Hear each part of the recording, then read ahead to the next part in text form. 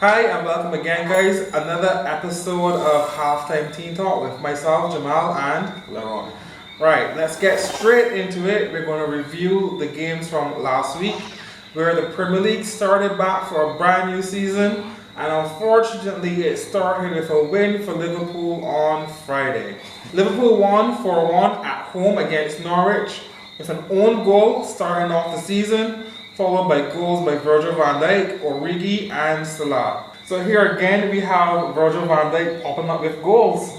Yeah, he's a top defender. I expect nothing less from him. So you expect him? I expect him to do good this season. As I said from the last episode, Van Dijk is a top defender, right? It's just that was my first season at Liverpool, right? I just rate you off for that one season. Right? If I had a great heat over other man that was doing it long before I go a rate man like Vidic and then man better.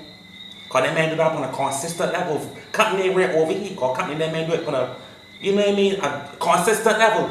Right? I want to see how long Van Dijk keep up this top form at Liverpool. That's all I want to see. I think he will for a while. I think Liverpool made a very solid investment, as they tend to do buying players from Southampton. But I think he was a solid buy. He was a record buy at the time. And I think that it's quite unfortunate that he didn't end up at City.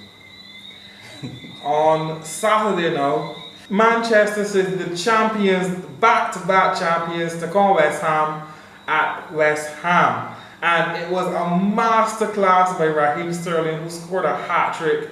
He could have had 4, but Aguero stepped up to the line and scored a penalty. And there was also a goal from Gabriel Jesus, who I believe is going to give Aguero a real run for his money for that starting striker position at Manchester City this season. I really believe that big things are going to happen for Raheem Sterling this season, and we're even seeing that he might be the first player to wear Air Jordan football boots for a deal that is worth about £100 million. Really good things for that boy coming up.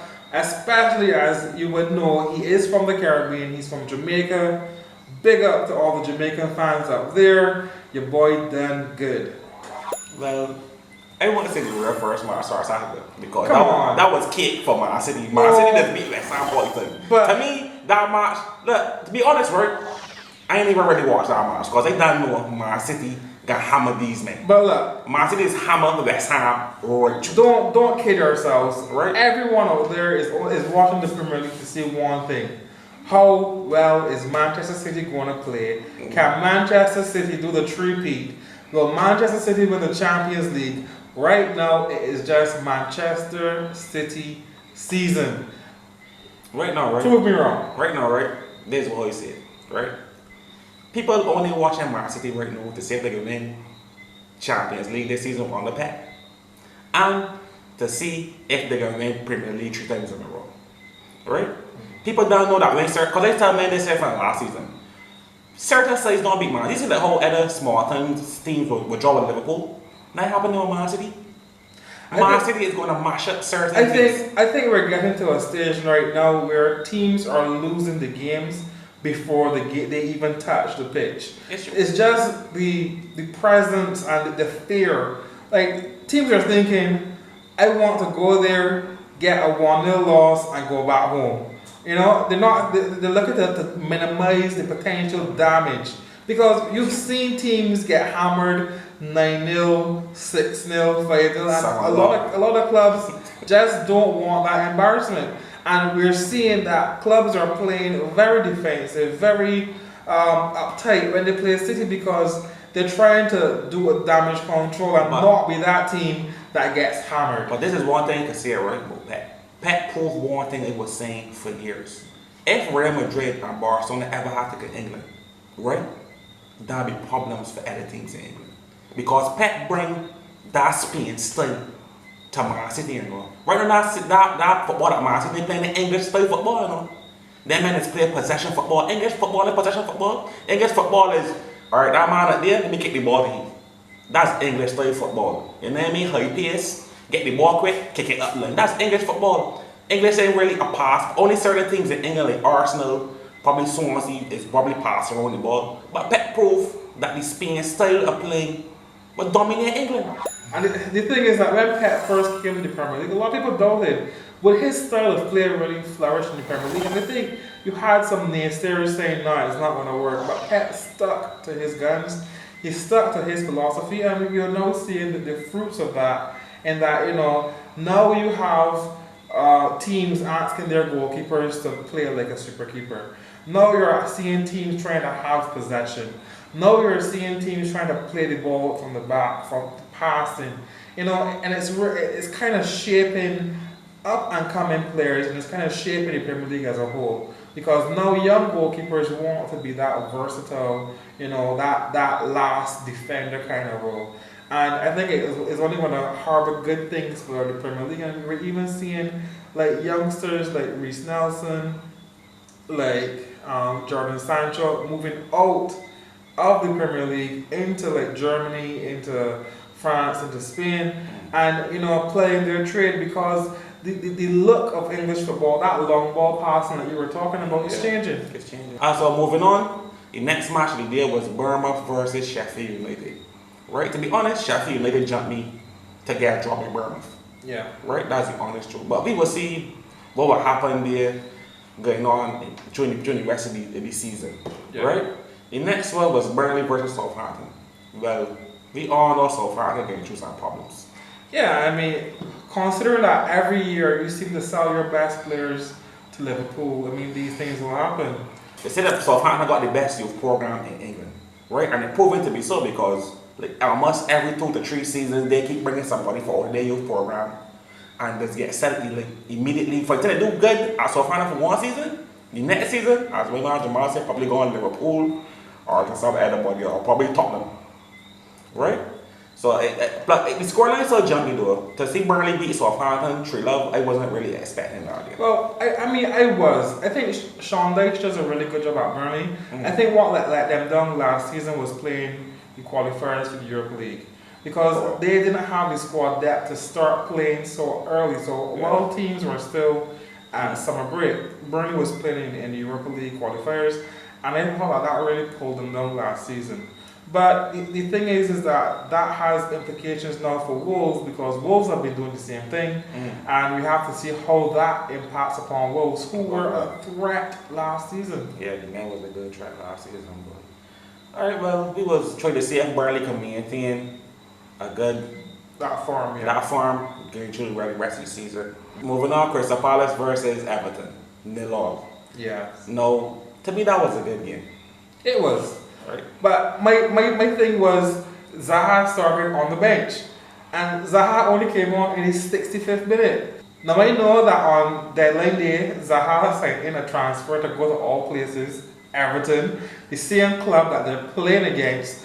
But surely the manager had to see that they needed that goal threat on the pitch, and to hold back Zaha until the 65th minute, because you're in your feelings about the man wanting to leave.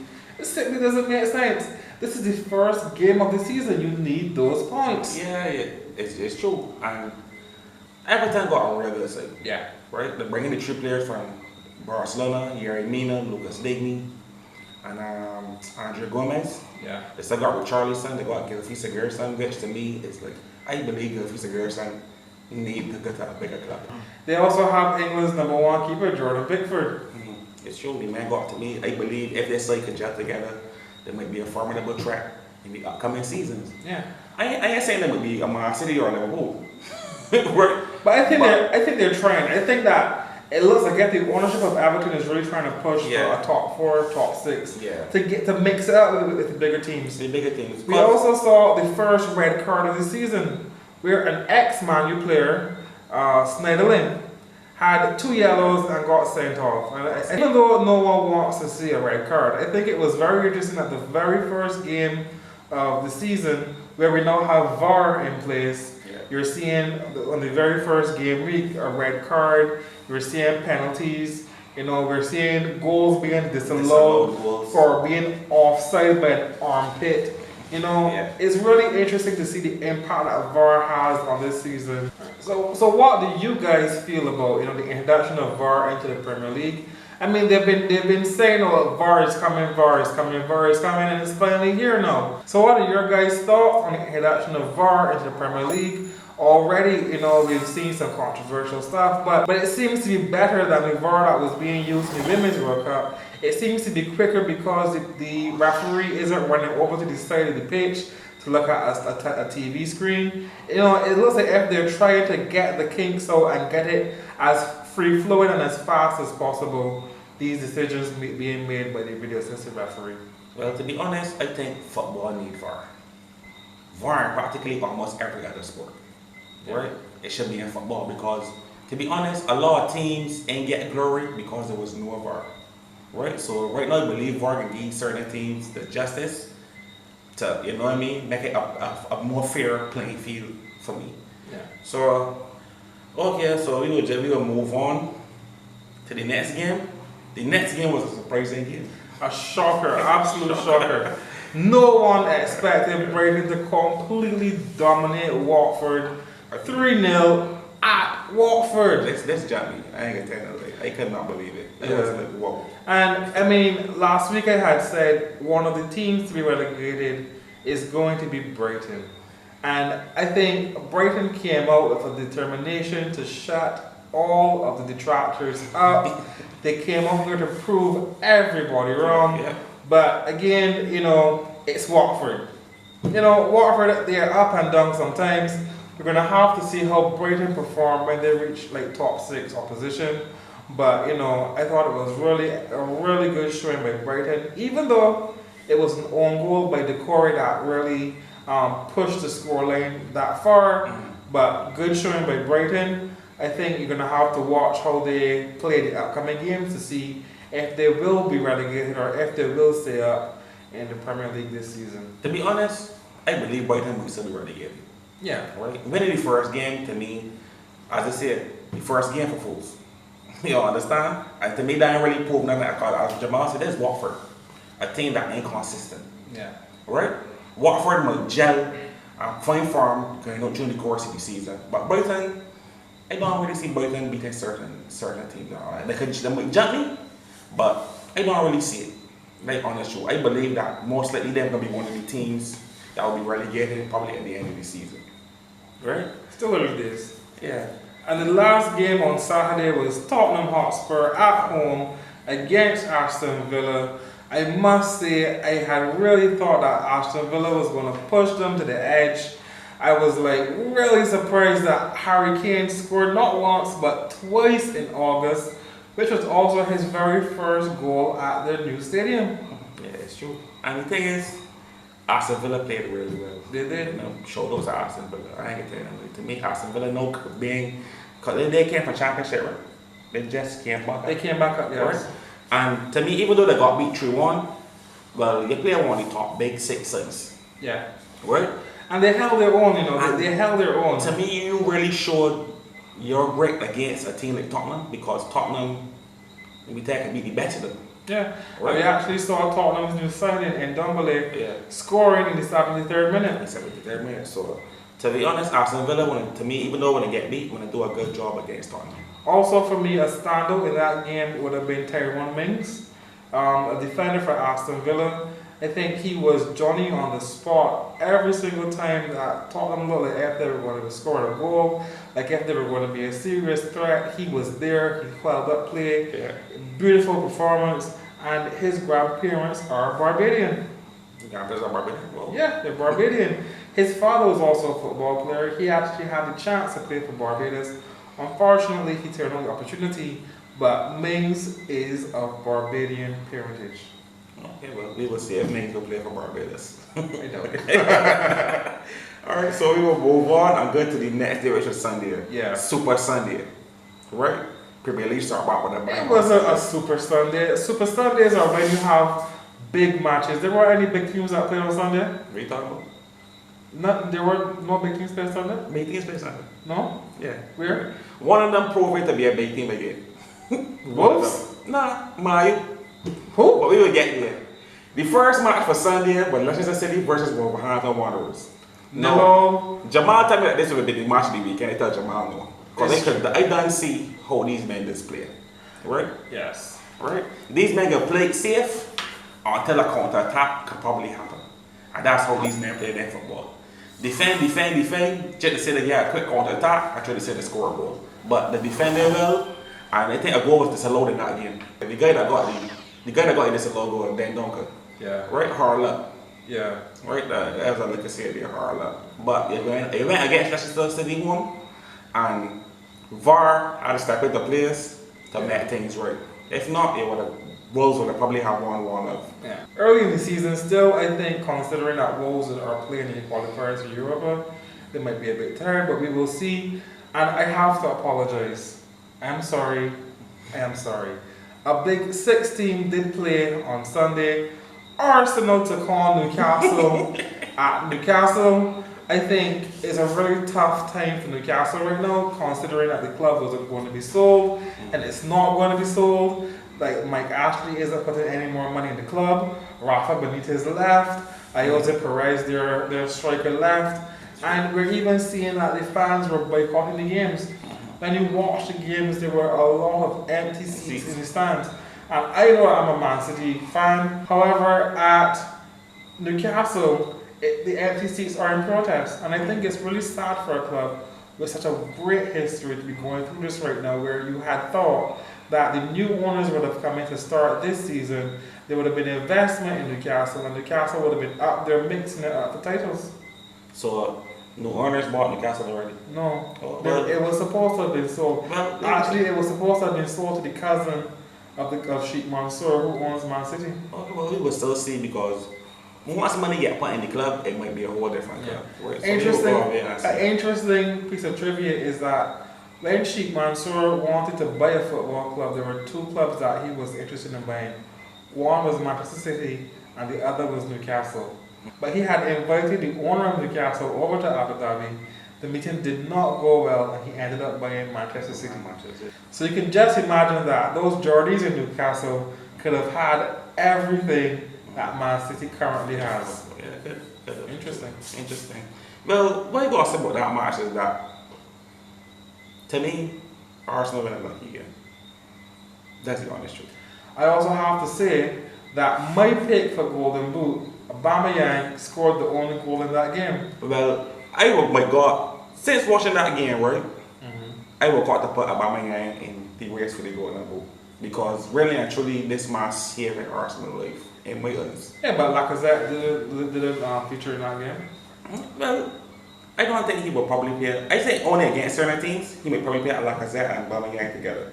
Against a team like Newcastle, I don't think they need to. Right? Also, I think it's really sad what's happening with Arsenal in terms of Ozil and Kolasinac, where they were almost robbed, and then they have all these threats of violence, these threats of harm towards the players, and I think we don't need that in football. I think that it's good that the Arsenal club is supporting the players through this, but we really don't need that kind of element in football, and it doesn't paint a positive light for football at all. I agree. I don't think that violence should be in football at all. It's just a sport. If he's a fan, well, I can understand you being a diehard fan, but you shouldn't get to the point that you want to kill other players from other teams and probably want to beat a fan because you're wearing a rival team jersey. That to me, that's foolishness. Exactly. And then somehow along the way there was another match on Sunday. The best match for the beginning of the season. No. Number one match for the beginning of the season. No. Man, you put on a magnificent display. I ain't gonna tell you. Come on. Put on a magnificent display. Right now, right? Man, see they gonna watch this out when it's derby thing. No. If you're saying that was the best match of the opening weekend, exactly which player scored a hat-trick? That's to show you how good the match was. When I play, right? Man City play a crap side. Bottom line. Less garbage. That's who Man City play. Liverpool play a team that Manchester United play a team that win Champions League. You understand? Unlike the City men. There were two teams that never win Champions League that went against each other. That's not, you can't compare West Ham to going up against Chelsea. But City will play Chelsea and we're not even beating them 5-0. But right now you have a weakened Chelsea. You have a Chelsea. But that a weekend Chelsea still better than West Ham. But you have a Chelsea that does not have Eden Hazard, that is fielding a bunch of youngsters up front. It's a weakened Chelsea. But what he's saying, compared to West Ham, they're better than West Ham. Maybe. For sure. Maybe. Right? Manu no reinvent themselves. I gotta give them. I wouldn't say that because to be honest, right, I wasn't expecting Manu to beat Chelsea for love. I was giving that game like a 2-1 or something. So I told myself it could be intense, probably a lot of shots. Actually, end of bars, and then a lot of shots on target. Probably, I thought Chelsea would have probably had the most possession. Right? I wouldn't say that Manu has reinvented itself. I think that they've made good use of their currents of the new signings. I think Harry Maguire was a brick wall in front of David De Gea, and I think Wan-Bissaka was really good on that right hand side. I think he has an excellent pace. He thinks about the game. He has football intelligence. He moves well, and I think he's really going to be a threat for Manu, moving that ball forward, providing assists there. I think also to the credit of Rashford, he had a penalty to take. And that boy seems to have ice water in his veins. He didn't look stressed at all. He didn't look worried. He stood up. He went to the line. I think he even overruled Pogba in taking that penalty. Went to the line, cool as he can, slotted it back in the net. I think that's really good for young Marcus Rashford. Of course, he being a part of the City's academy. The reason why I say that Manu reinvent itself, right, is that this Manu team now is probably one of the best Manu teams they see in the last 2 or 3 seasons. Yeah. That's the honest truth. Because you see from the gear to the midfield, it's problems for anything. Don't get twisted. It's problems for anything. You can't say that when you still have Luke Shaw in the back four, you still have Mike Smalling in the back four, you still have Matic in the midfield. You can't say that from the midfield is a threat, because you've only had 2 imports into their back line. But that's what I'm trying to tell you. You still... These 2 imports, right? Because you talking about Luke Shaw, right? But Luke Shaw is still one of the best left backs in the world. Manu, to me, from the gear game that right now to their midfield, Matic is much improved.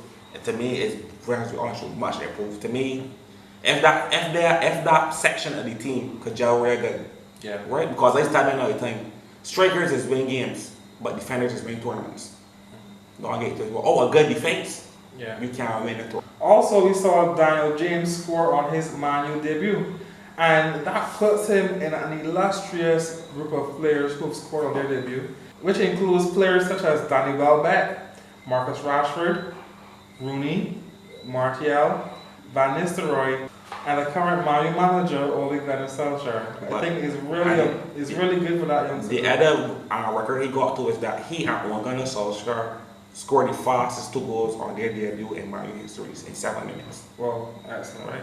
So he scored on his debut. Shout out to Daniel James, they're regular on his debut. But it came to the point that we said before Premier League start, Lampard ain't no coach. That's the honest truth. Yeah, I think a number of things are kind of conspiring against him in terms of, no transfers in, like no Eden Hazard. I think to me, that really got nothing to do with it. I think it's going to be a trying season for him. I just believe Lampard in the coach. I want to see what the Chelsea fans got to say about this season, because to be honest, I got Chelsea to come about 6th or 7th this season. That's the honest truth. So I really want to see what the Chelsea fans got to say. You can comment below, or you can write to us at Halftime Talk, Facebook, Instagram, or Twitter. Yeah. Right? So I want to hear what the Chelsea fans really got to say about Lampard performance against Man U over the weekend, because I hear a lot of Chelsea fans saying they're going to wash off Man U. And look at what happened. Chelsea got ranked so we will see. Yeah.